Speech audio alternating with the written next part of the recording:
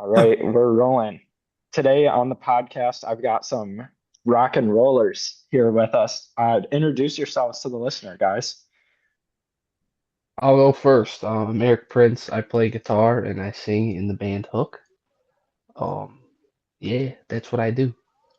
That's Uh, what he does. I'll take next. I'm Sam. I play bass and sing a little bit for that song. Attempted vocals. Yeah, attempted vocals. It's I'm experimental still. Lucas. Something like that. I drum. I got promoted to singer at our last show. And then I'm in a bunch of other bands too on the side. Yeah, you had Plug your a other bands. yeah, Split, pretty all right. And then Lemon Law just joined them. They're pretty fucking dope. Been around for a couple decades now. So Yeah, I saw they had like some anniversary post recently. yeah, it was for their album Batter. I don't even know the album name, but yeah, shit was out for like 12 years now, which That's is pretty dope. wild. 12 years ago, I was like in fucking middle school. Actually, dude, I think I was probably in fucking elementary school, and now I'm playing with the big leagues, so it's pretty dope. Hey, you're playing the grandpas. Yeah, How old are they? dude, I don't even know. I want to say like mid to late 40s. Damn. They're dope as fuck though. what is that Hey, be like careful playing with the age with thing. a bunch of old guys? Well, Um, older guys. it's different in a way. It's like they're more. I don't want to say like professional, like we're unprofessional. I mean, we are, but at the Well, same time too, it's like it's fucking punk rock music at the end of the day. So it's like you Mhm. can't really professional at that. But I don't know. It's different because instead of just like talking about like fucking what parties people have gone to, it's like how are the kids doing? It's Yeah, it's more of like a it's dope though at the barbecue end of the get together day. Yeah, vibe. yeah. Now you had an There's nothing audition wrong with today. talking about how the kids are doing. Yeah, or nothing or wrong old with people, right, Eric? that. There's I mean, nothing our wrong high with school is older people. basically old. People like above the age of 30, even, or even at the age of All 30. right, all right, let's calm down. You Derek, were in case you haven't figured out, my fiance is 30 years old. oh, a fiance. I When didn't did know that you were begin? Yeah, engaged. Yo, she got promoted. yeah, she got promoted, guys. That's When sick. was that? I So I you did hear can't a rumor, but I wasn't sure if it was true. Well, it's confirmed on the Yo, pod. on the podcast. on Confirmed the on the pod. podcast. How'd you do it? How'd you You engage? heard it Yeah, here yeah. I gotta first. hear the story, yo. Low-key wasn't like very romantic at all. I just kind of asked her in bed. There you go. Valid. Just in bed. All right. It Well, just felt that's right, you know? What'd you have? You make her That'll breakfast do. in bed too? Offer to put her socks on? No, it was like 4 in the morning. So this was He just like was you drunk woke as up with an hell. impulsive thought and you're like, hey, we Well, I got a never went good to bed, and I don't know. It just Dude, see, happened. nothing good happens after 3 in the morning.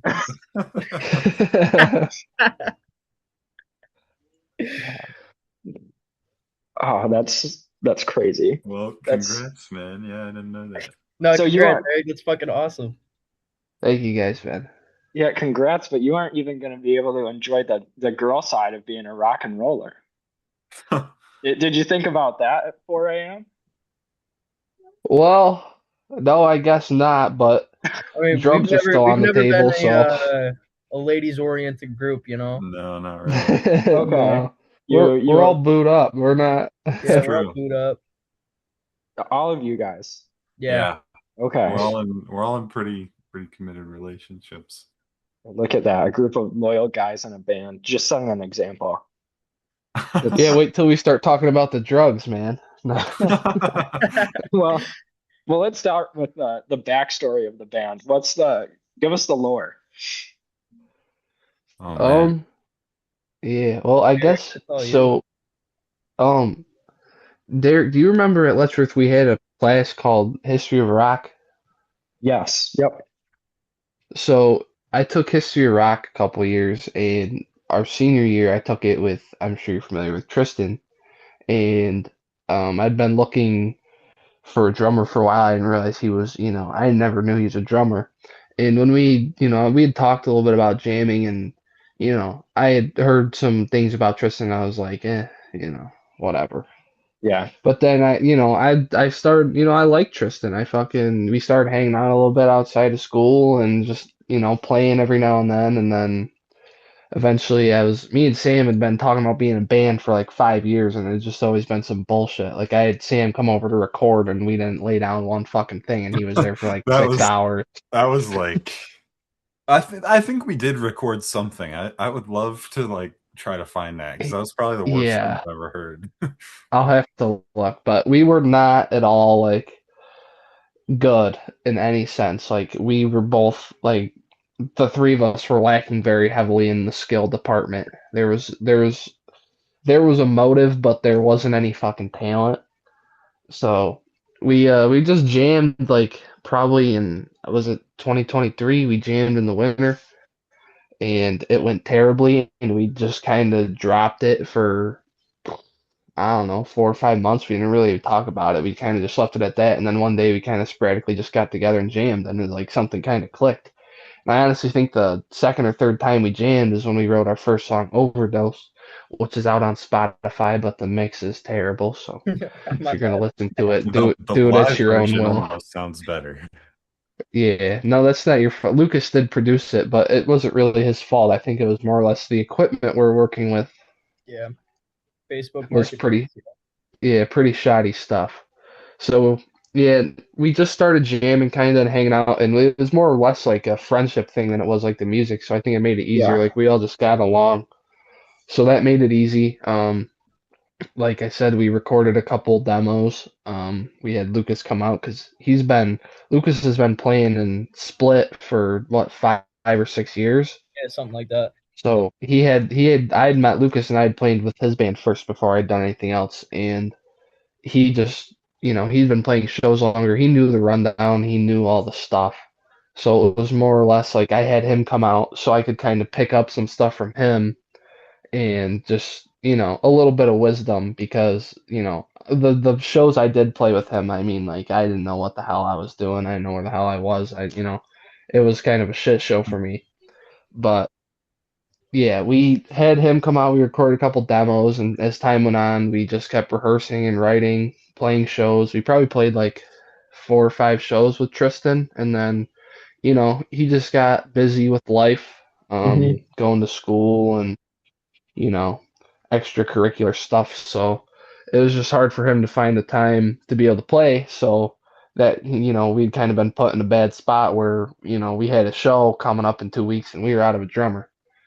So that's when I had called Lucas, and, Lucas wasn't by any means a drummer. Fuck. Okay. Not to be disrespectful to Lucas, but Lucas was the farthest thing from a drummer, but he could hold a beat, so that was good enough for us. So we went out to Syracuse a day before the show just to rehearse and hope for the best. And I remember we rehearsed for probably an hour. I sat down and I wanted to fucking cry. I was like, "Holy shit, we're gonna bomb!" And we were playing with a band called Brutality, and it And was probably the biggest if you show we look had them had up yet. now, yeah, if you look them up now, you'll realize like the Yeah, opportunity they're we on had. tour with Fear Factor right now. Fear Factory, Yeah, they've grown massively actually. huge I following now. forget what Yeah, their Spotify monthly listeners is actually pretty impressive. yeah. Let me pull Let that me up look real it up. quick. And you were following them. Yeah, we were opening for them, You were okay. You were which opening. Yeah, so right. So we 35.4K. started the show off for them.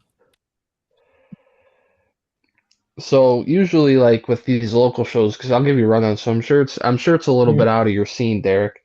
The rundown of local shows is like when you're starting, like they're kind of just gonna throw you a bone, and just kind of like here's an opening slot on a show for like I think our first show we opened for a band called Mythoria. No offense to the guys in Mythoria, they're a great band, but it's just one of those like slots where it's like this is your chance to like just try to get another show booked. Like make something of yourself so you can get another show. You got to Yeah. start there.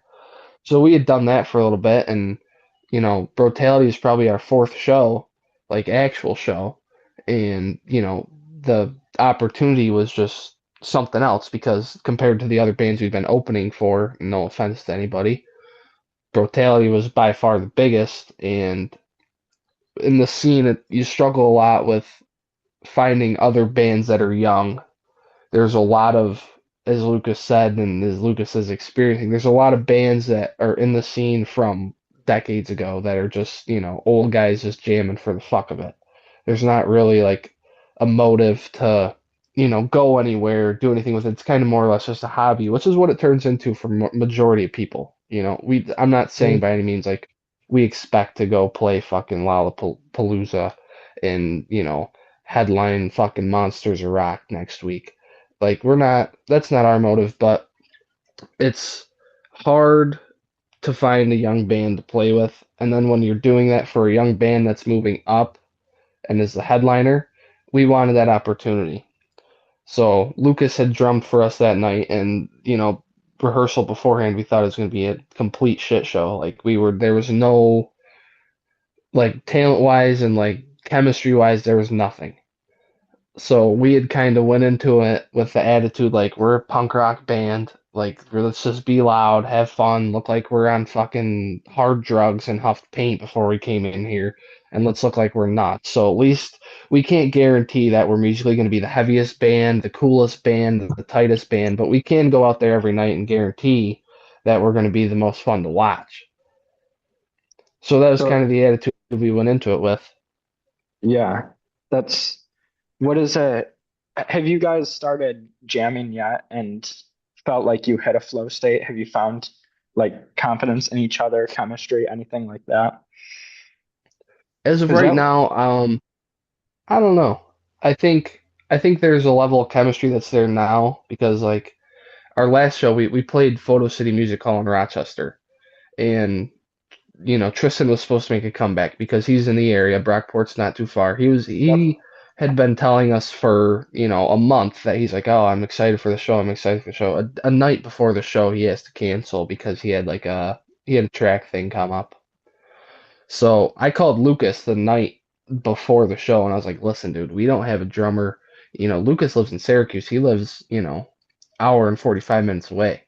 So I told him, I was like, "We don't have a drummer. We don't have nothing for him." He's like, "Fuck it, I'll be there." So he came out, and we found that was probably my favorite show. Which, to Dude, be it fair, I was say that so after much every fun, show. dude. Yeah, it always feels like the best show after we play it. Yeah, It's just 100%. because we make so much fun out of it. Yeah. Lucas, man, you're a trooper. I That's mean, Yeah, that was like yeah. that was the best thing he could have done. Yeah. now what's the adrenaline rush like when you're on stage performing and you just got people screaming at you or with you? What is that like? Can you even put it into words? Empowering. Um, yeah, that's Empowering. probably the best word. Yeah, So it just you gives you the feel boost like to keep going. Is it addictive? 100%. Yeah, dude, it's like you're yeah, fucking on stage and you have all these eyes on you, and it's like you can either make the biggest fucking fool of yourself, which every time like we rehearse before a show, it's like, man, it's just not there. It's like, fuck, dude, we're gonna make the biggest fools of ourselves, and like you beat yourself up and you're in your own head. And you go out there and you've all these eyes on you, and it's honestly it makes it a little harder to fuck up because you have that pressure on you. I agree with that. And I think it's like more or less this like since we brought Lucas into the band, that attitude we had, like I think we like finally found ourselves as a band because it's like no offense to Tristan, like and I still say this day, we probably sounded better with Tristan only because like he There was was a more drummer. chemistry. Yeah, he's a Lucas, fucking drummer right, at the end of the day. I'm a fucking guitar right, player that fucking picks up a kit 2 days before every yeah, show. exactly. So, but the attitude that like we got when we like brought Lucas in, I think was more or less like that was what we kind of needed because like the shit we hear from people after shows and like the way we get promoted now is completely different than how it was before, and I think it's just more true to our colors. Like it's a good representation of like who we are outside of the band, and it's like we're not faking anything. Like when we played with Tristan, like we were kind of like it didn't feel like we were like fake, but like trying to be something that we weren't. So Lucas really Yeah. just brought out like what our sound was supposed to be. Yeah, I agree. I mean, we really like you said, started getting promoted and just based on the fact of like our attitude, just kind of how we just bring the vibe. Don't really, I don't want to say don't care, but don't care what people think, maybe is the right way to put I it. feel like Yeah. every show, it's it would be funny, and then we make a Yeah, bit for right. it. It's like every Yeah. show has a joke to it. Every show has some sort of gimmick to it, which keeps it interesting. Because we could play the same fucking songs every single night We and pretty get much bored of do. it quick. But if we have a gimmick or something funny, it kind of I don't know how to like explain it, but like it like carries a certain fucking aspect to us that makes us unique. Like Eric said earlier, it's like we're not the fucking heaviest band in the world. We're not the fucking most fucking whatever, but we can try our best to be the most entertaining that we possibly fucking can. So right now you would say your band's identity is you're just entertainers. Is there like go further into that? You found your identity. Like explain that more, what your identity is. Well, our Instagram bio is comedy act. More or less, like we do care about the music, and there will be a time coming soon. We're thinking this summer probably we're gonna try to write some new stuff, and we're all in committed relationships. We all work hard, whether it's in school or at work. You know, like I think this summer we all kind of talked about we're gonna put a little more energy into the band, not energy, but like maybe a little more financially, like throw a couple bucks at some merch. So when we're going to these shows, and because now, like when we sold merch last time, we were, it was our second or third show. We didn't really have a following. Nobody wanted to buy our stuff other than our friends. Now Right. that we have, I see random people on Instagram wearing a hook hat, you know, it's like, all right, that's pretty cool. Like we got to do stuff like that because at the end of the day, not that we're in it for the money, but when you're driving up to Syracuse and Buffalo and Rochester and stuff like that for shows, you're more or less like a traveling t-shirt salesman than you are anything else. You don't make your money from tickets. You don't make money from, people aren't throwing fucking money at you on the stage. Well, I Yeah. got into the wrong business if I wanted that. You do have an album out right now on Spotify. You've got two singles and an album. Your live album. This is a very clever name. It's Hook, Live, and Sinker. Who came up with that? Eric, all day. Yeah, it was That was all him. Eric. Yeah. All Eric, me. that is genius. That's genius. Go into that album. Explain that album. If you're different, if you feel like you're a different band now, just go into it. I think more or less it was kind of just because like what I went to with like the merch where we didn't really have anything to give to anybody other than the shows. Like you came to the show and you could come see us for 20 to 25 minutes on stage, leaving it all on the stage, and you could fucking love it. And then you wouldn't find us anywhere else. You'd have to wait for the next show. So that was more or less it was a recording because we have a YouTube page. It's hook_official. It has most of our shows recorded on there, and a lot of those are just audio tracks pulled from those videos of more songs just to put out there. They're not the sound quality is not great. I'd honestly call some of them fucking terrible. But it's more or less just for the people that want to find something and try to find a song where it's like there's a certain groove or a certain part of the song that they like it's still going to be there. They're still going to have something to find. Because when I go into my Spotify, like, and I go into my liked songs or my on repeat or something like that, like Mhm. there's a handful of songs in there where it's like I don't love the whole song, but there's that one riff or there's that one lyric that it's like that'll like make me put the song into that category. So it's like if someone could find that and it gives them a reason to come out to the show or it makes them want to be more interested or look at our Insta and see what we're about. Like, it was more or less just giving people something to find us because the demos we recorded few of them, the quality's not great on those either. And I kind of want people to wait for more. Like when we do, I want to build up on, I'm polishing turds. And then eventually I'm going to put a nice gold bar on there, so people will have something good to look forward to.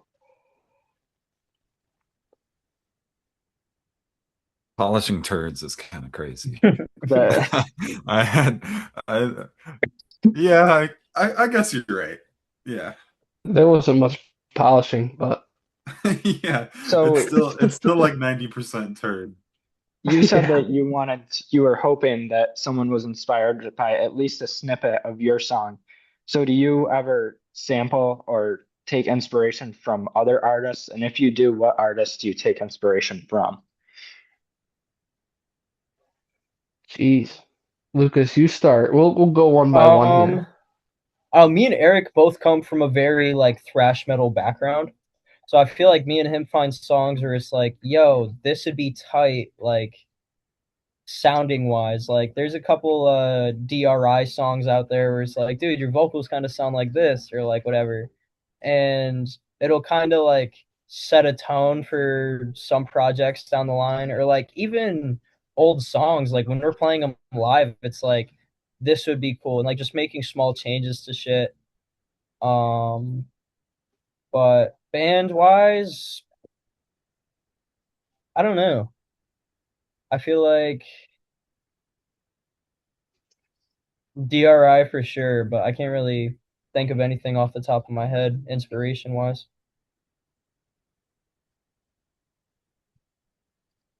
I could tell you, like, I was like growing up like the biggest fucking Green Day hater. Like I was like, those dudes are not cool. They, eyeliner is, I had a certain word I thought about that.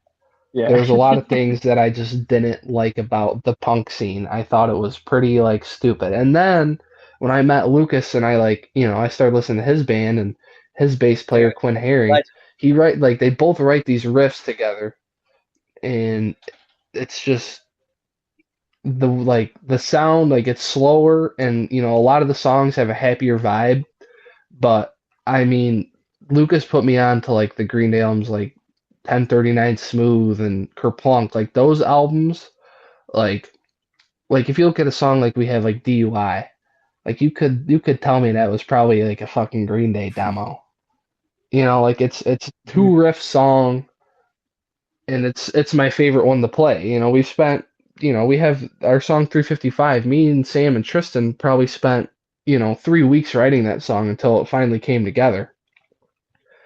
I like that it's song, always the but song that it's takes not the special. least Like, amount of time that just ends up being fucking perfect, you know?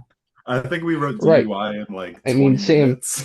Like it was stupid. Yeah, yeah. We there was a night that we had a friend make a stupid decision and ended up with a DUI. It And then that happens. same night, one of our friend's sister, yeah, her sister, our friend's sister, she did the same thing. It happened in one night. And then we just happened to be rehearsing the next day. So we wrote that song in 15, 20 minutes. And it's undoubtedly my favorite song. But for influences, probably Green Day. I wanted, like, I love Metallica, but I Of don't think we course. really have much. Like, um, the riff from Pound is just the creeping death riff. Fucking like I just twisted that and bent it and polished that too, changed it up a little bit. Yeah, I think that's really how like most of our songs come together, or at least um a good portion of them is like one of us hears a riff in a song and we're like, man, that sounds good, but I think it'd sound a little bit better if we like did something like this, or maybe let's try to make it our own style. So we kind of take it and bend it, you know. I think yeah, if you want to band for an influence, you really can't deny the Green Day presence. Um, Although it might sound kind of, it makes you sound kind of basic punk. I mean, it's kind of what we are. Um, I think people have said there's some grunge in us. I Yeah. think there's some grunge influence. I don't know if I could name a band. I mean, I really love Alice in Chains. I think the other guys do too, but it's for me it's so hard to compare ourselves to them or even say that there's an influence just because I think they're so much better than us. Well, Well, no doubt about that, but my favorite song that I've listened to that you guys made was actually Immolation. Do you have anything to say about that? Because when I was listening, it it really seemed, as the title suggests, uh, like a very negative song about self-sacrifice. At one time, you compared humans to fuel for the machine. What's it like making a song like that? That was all inspired from AI. That was just like, dude, I like, and I don't mean No, like I I just wrote the like. song with AI. Okay. I'm not saying I wrote Oh it no, with AI. that's I'm saying no, no. I'm saying I wrote it about like because I've heard like people's conspiracy theories about AI taking over and we become slaves for the AI. It was kind of more or less just like a subject about that. It wasn't. It Okay. was by no means written for like with AI. It was written against AI. So if that changes, but if you want to go to influences, Derek, I want you to listen to the song "Pull the Plug" by the band Death. yeah, that one's pretty close. Yeah. Yeah. If you like Immolation, you'll like that song too because we fucking ripped them off. Dude, that song's so much fun to play. I do. That's probably like my personal favorite, even like sound wise. I think it feels maybe it just feels unique to me because I don't know that Death song very well, Yeah. but I do like the song. It's so groovy, Yeah, yeah. I especially from think like a drummer's perspective. Like, dude, it's yeah, so we much need some fun. more like slow stuff. I think we should try to work Yeah. that in. Yeah, that's what I was thinking too. Slow stuff. Is that what you start with when you start jamming this summer? Is that what you're gonna plan? Maybe, yeah. So I have a Try to song I hit called think Derek. something slow. It'll be the slowest song fifth ever. root. Come on. No. I like it. I'm excited to hear what you guys do next. If you think I thought the Hook Live and Sinker album that was great. I suggest everyone to listen to it. It's only 18 minutes on total on Spotify. Go, you'll enjoy it. It's not too much time. Go and listen to it. But it was great. If you didn't even find your identity then, I can't wait to hear what you guys string together this summer. How about live events? Do you know when your next live events are? I believe May 3rd we're playing at the Lost Horizon for what is it, the Rust and something Rust Rust, and festival? something. Rust Bucket. Rust and Ruin. Yeah, something like that. You just made that shit up. But it is May It 3rd. is May Next live 3rd. event It's is at May 3rd. Syracuse, New York. I'm sure Yep, we'll see it on your Instagram, which is at hook._New York. Go and follow that's the right Hook one. on Instagram, hook._New York. That's just NY. Hook._NY. You guys are rockers. We are at the 2 minute warning, so I'm going to get all your plugs in. You can find Hook, the band Hook, on Spotify. If you just search Hook, but the easiest way to find it is going to their Instagram. I'm going to repeat it again at hook._NY and clicking the link on there. Like these guys said, their description is a comedy show. They just have fun and they jam. That's what they do. It's a great time. Eric, thanks for putting this together. It was great having you on. Oh, thanks for having us, man. It was actually a really good time. I think we needed to do something like this just to get us going. Well, it's going to happen. You found your identity. Live events coming on in May, and maybe some slow songs coming from Hook. Lucas isn't a fan, but it seems like there's some interest. Definitely. Hey, if you ever want to have us on again, we'll just chat about bullshit. We'll talk about sports and everything else. I don't know about sports. Well, same. If you Yeah, want to maybe talk skip about me on that one. if you want to talk about femboy stuff and anime, Sam will be back here. Okay. Sam will be back here You could have for the said like Femboy you could have said episode. like physics or something, like paint me in a Oh, good light. femboys, dude. That's like your number one fucking topic. I don't know anything about femboys. Yeah, Sam, do you we remember all your old likes on Instagram, bro? What? One last shot. I I'm dead ass sorry. don't know what you're talking about. Hey, That's denial's the first evil, stage. man. Ladies and gentlemen, this is Hook. All right, thanks, Derek. See you, man.